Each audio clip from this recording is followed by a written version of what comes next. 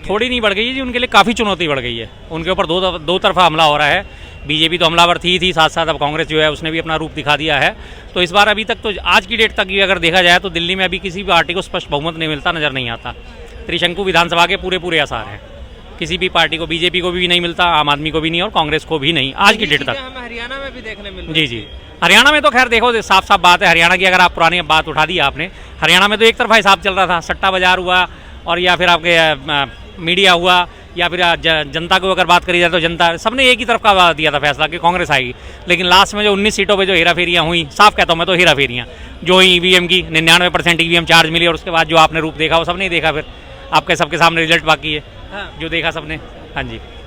तो अभी क्या लगता है अरविंद केजरीवाल की चुनौती बढ़ गई है? अब हाँ तो जी। महिलाओं को रुझाने के लिए भी स्कीम लेकर के आ गए हैं। हाँ नहीं वो बात ठीक है आपकी, महिलाओं को रुझाने के लिए स्कीम लेकर आ गए। लेकिन पिछले कई साल से जो अरविंद केजरीवाल द्वारा दावे करे जाते थे कि जी मैंने विकास कार्य कर दिया है, मैंने दिल्ली की सड़कों को ठीक कर दिया है, मैंने बिजली पानी ठीक कर दिया है, इन सब चीज़ों में मात्र एक चीज़ ऐसी आज नज़र आती है ठीक हुई हुई, जो है बिजली के लिए हम कह सकते हैं जी 24 घंटे आती है। लेकिन उस 24 घंटे बिजली आने की थोड़ी बहुत हमें कीमत भी चुकानी पड़ रही है।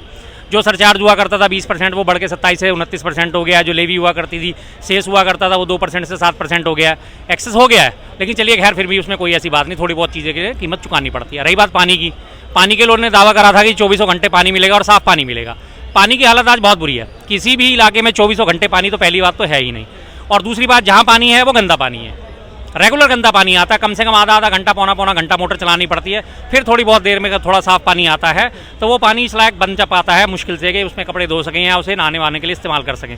पीने के लिए तो अब कहीं भी आप ये नहीं कह सकते कि आपने नल खोला, गिलास लगाया और पानी पी लिया। इसकी वजह आपने देखा भी होगा, आपने हर गली मोहल्ले में आपको अभी ये बोतल सप्लाई करने वाले टैंकर माफिया जो है आपको नजर आ जाएंगे। 20 लीटर के जो जार सप्लाई करते हैं हर गली मोहल्ले में आपको मिल जाएंगे, हर जगह वो मिल गए हैं। अब वो इसी वजह से क्योंकि पानी साफ नहीं आता। उसके बाद आपने कहा सफाई का मुद्दा। 2 साल पहले तक जब तक एमसीडी के चुनाव नहीं हुए थे, केजरीवाल साहब कहते थे जी कि एमसीडी हमें दे दो, हम दिल्ली को पेरिस बना देंगे, चकाचक बना देंगे, लंदन कर देंगे, कूड़े के पहाड़ हटा देंगे। अब 2 साल से एमसीडी उनके पास है, फिर वो उलझे रहे कि एमसीडी में हमें मेयर नहीं बनने दिया जा रहा, हमें ये नहीं करने दिया जा रहा, हमें काम नहीं करने दिया जा रहा। अल्टीमेटली जो कूड़े की कंडीशन तब थी वही कूड़े की कंडीशन आज है। उनको देने के बावजूद भी लेकिन कोई सुधार नहीं आया। गली मोहल्लों में आप एक इस चांदनी चौक को छोड़ दिया जाए सिर्फ, क्योंकि चांदनी चौक की तो प्राइवेट में हाथ में है, यहाँ सफाई थोड़ी थोड़ी देर में होती रहती है। आप यहाँ पे वीडियो बना रहे तो आपको यहाँ सफाई मिल जाएगी, लेकिन थोड़ा सा भी आप इंटीरियर में जाओगे वही टूटी सड़कें हैं, नालियाँ लबालब भरी पड़ी हैं, कई दिन तक नालियों की सफाई नहीं होती। जो वहाँ के नालियों के सफाई कर्मचारी हैं वो आते ही नहीं सफाई करने, उनको बोलो सफाई करो, हाँ जी कर देंगे, उनके ऊपर कोई किसी की किस्म की कार्रवाई नहीं होती। सुबह सड़कों पर जो पहले झाड़ू लगती थी वो झाड़ू आपको लगती नजर नहीं आती। सुबह से शाम तक हर गली मोहल्ला टूटा पड़ा है, हर गलियां टूटी पड़ी हैं। कंक्रीट की 1-1 फुट मोटी सड़क बना दी, लेकिन उसके बावजूद उनमें गड्ढे इतने हैं कि कमर में दर्द हो जाता है सुबह से शाम तक अगर उस पर स्कूटी चलाने पे लेके निकल गए तो। और तो और छोड़िए मेन रोड का ये हालत है। सबसे बड़ी बात आपको दिल्ली का दिल है, दरियागंज और ये आगे अपने शांतिवन का जो चौराहा है आपने देखा है, शांतिवन के चौराहे के ठीक सामने जो है पाइपलाइन फटी पड़ी है। रोज सुबह शाम जब पानी का प्रेशर बढ़ता है उसमें से पानी निकल के चारों तरफ फैल जाता है। वो गड्ढा आज तक नहीं भरा गया, अभी तक मामूली सा गड्ढा नहीं भरा जा रहा है इनसे, तो फिर और गलियों की और मोहल्लों की तो क्या बात करी जाए। लेकिन शांतिवन, लेकिन वो सारी दुनिया आती है वहाँ पे देखने उसे। लेकिन इस चीज को वो एक्सेप्ट कर रहे हैं। आपने देखा भी होगा उनका बयान कि 3 काम है जो मैं नहीं कर पाया हूँ, मैंने वादा किया था। और क्योंकि पहले कोरोना आ गया था 19 के अंदर, 20 के अंदर, उसके बाद फिर वो फंसे रह गए जो भी उनके पर केस चले, तो वो इस बात को एक्सेप्ट कर रहे हैं और वो ये बोल रहे हैं कि अगर मेरी सरकार इस बार बनेगी तो मैं उसको पूरा कर दूंगा। नहीं देखिए, ये तो वही वो इन्होंने नेताओं की तरह वादे कर दिए कि मुझे इस बार सरकार बना दो तो मैं कर दूंगा। जैसे बीजेपी वादा करती है हमारी सरकार बना दो हम पीए को वापस ले आएंगे। बीजेपी का आपने वादा सुना ना जम्मू कश्मीर में, योगी जी ने जाके मारे और मोदी जी ने क्या कहा था, इस बार यहाँ पे हमारी सरकार बना दो, पीओके हमारा होगा। सरकार भी बन गई, वहाँ पे निपट गए, उमर अब्दुल्ला मुख्यमंत्री बन गए। अब पीओके का नाम लेते हुए सुना आपने उन्हें? तो उसी तरह जैसे वो हैं उसी तरह फर्जीवाल है हमारे। सीधी सी बात है, मैं पहले केजरीवाल साहब की तारीफ करता था, लेकिन अब वो काम गलत कर रहे हैं तो नहीं करूँगा तारीफ। वोटर हूँ, ultimately last and final voter हूँ, और मेरे लिए जो काम करेगा, जो नेता सही काम करेगा मेरे लिए वो सही होगा। एजुकेशन आपको नहीं लगता अरविंद केजरीवाल ने अच्छा किया? एजुकेशन की मैं आपको बताता हूँ। एजुकेशन में सबसे बड़ी दिक्कत क्या है, एजुकेशन में महिला के लड़कियों के लिए जो स्कूल है उनमें पुरुष प्रिंसिपल की नियुक्ति कर रखी है, जिसमें लड़कियां सीनियर सेकेंडरी स्कूल में पढ़ने वाली 12वीं क्लास में पढ़ने वाली लड़कियां जो हैं वो ऐसे हज महसूस करती हैं। तमाम बार बात उठाई गई है भाई महिला के लड़कियों के स्कूल में लड़कियों की महिला प्रिंसिपल होनी चाहिए, महिला स्टाफ होना चाहिए, लेकिन नहीं, उनको समझ ही नहीं आता इस बात का। लगातार वहाँ पे जो स्टाफ होता है वो ऐसे हज महसूस करता है। जो लड़कियाँ हैं, बड़ी लड़कियाँ होती हैं, 16-17 साल की उम्र की लड़कियाँ होती हैं, लेकिन वो जब उनका प्रिंसिपल सामने आता है और बातें करते हैं इस तरह की, कई सारे उदाहरण हैं। SKB आरामबाग है पहाड़गंज जोन में, वहाँ पे पुरुष प्रिंसिपल की नियुक्ति करी हुई है, कई बार कंप्लेंट दे दी, कोई फर्क ही नहीं पड़ता उन्हें, पता नहीं क्यों।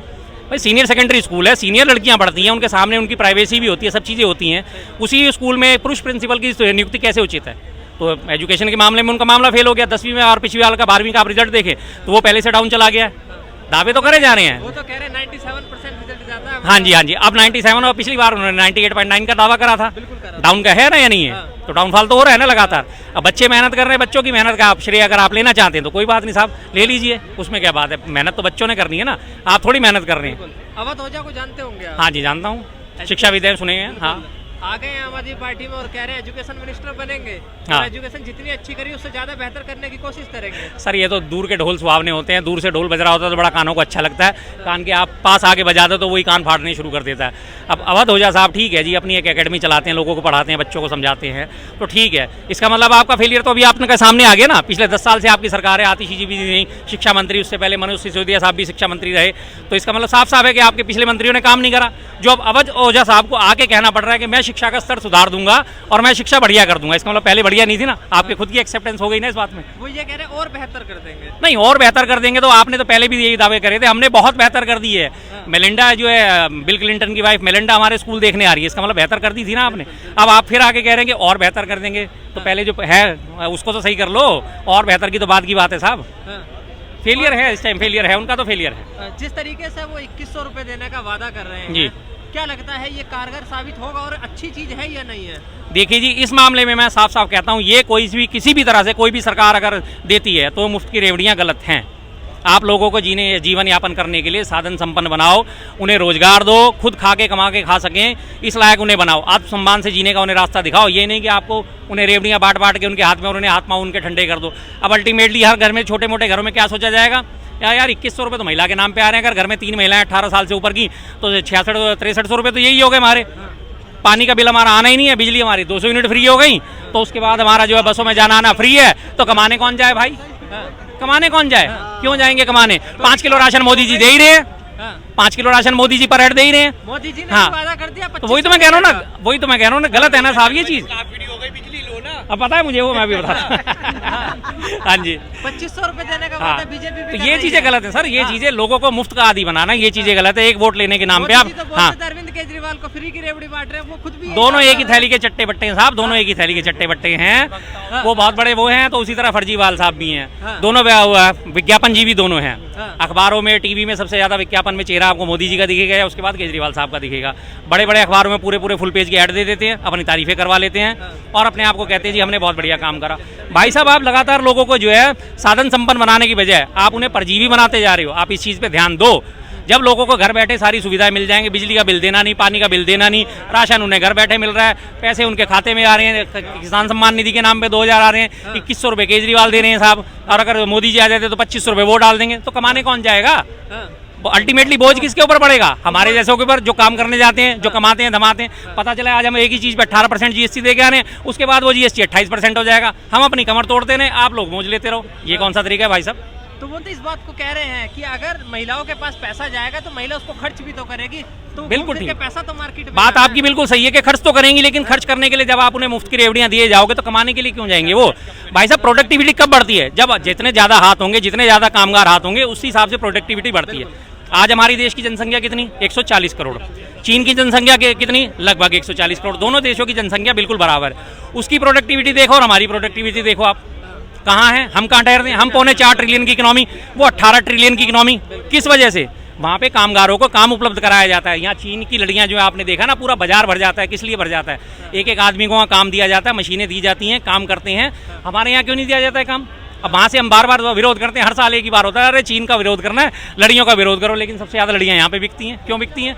तो चीन को कामकाजी लोगों का साथ मिलता है ना। तो हमारे यहाँ भी पीछे एक सर्वे हुआ था, जिसमें 18 से 35 साल की जो है ना, करीब करीब 18% महिलाएं जो हैं वो बिल्कुल बेरोजगार हैं, उनका किसी भी तरह से कोई उपयोग नहीं हो रहा, किसी भी तरह से। 8 करोड़ महिलाएं वो हो गई, यानी कि 16 करोड़ हाथ हो गए, वो बिल्कुल खाली बैठे हैं, बिल्कुल निठल्ले बैठे हैं। तो रोजगार देने का वादा तो किया था मोदी जी ने, 2 करोड़। वो तो भैया उनके वादे, और उनके वादे क्या बात है, उनके वादों पे तो मैं मारा जाऊं सुबह से शाम तक, एक भी वादा मुझे पूरा होता नजर नहीं आता। मात्र एक वादा ही पे उन्होंने भी दिल ठोक के बात करी है उन्होंने, कि हमने शौचालय दे दिए, सिर्फ एक। हाँ, दावा तो वही है भी कर रहे हैं कि धारा 370 हटा दी हमने। बिल्कुल जी, धारा आपने कहा धारा 370 हमारे देश के विकास में और जम्मू कश्मीर के विकास में बाधक थी, मान गए हम। आपने धारा 370 हटा दी, 2019 में धारा 370 हटाई गई थी। उसके बाद अभी 2024 का चुनाव हुआ, आपके हिसाब से कश्मीर धारा 370 हटने के बाद से बहुत फला फूला है, बहुत उसमें तरक्की हुई है। आपने 3 कैंडिडेट नहीं उतार पाए जम्मू कश्मीर में, कश्मीर रीजन के 3 कैंडिडेट आपको लोकसभा में नहीं मिले, क्यों? जम्मू कश्मीर के चुनाव आए, विधानसभा के चुनाव आए, उसमें जम्मू रीजन में आपने 33 कैंडिडेट उतार दिए, कश्मीर में आप कैंडिडेट नहीं उतार पाए, क्यों? आपने तो बहुत अच्छे काम करे थे ना, तो कैंडिडेट तो भर भर के भाग के आते आपसे टिकट मांगने कि साहब हमें टिकट दो, हम बीजेपी के टिकट पे लड़ेंगे। उन्हें पता था ना बीजेपी के टिकट पे अगर हम लड़े और कश्मीर में वोट मांगने गए तो वोट नहीं मिलेंगे हमें, जूते मिलेंगे हमें। और ये बात हकीकत है या नहीं है? कश्मीर में आपने देखा कोई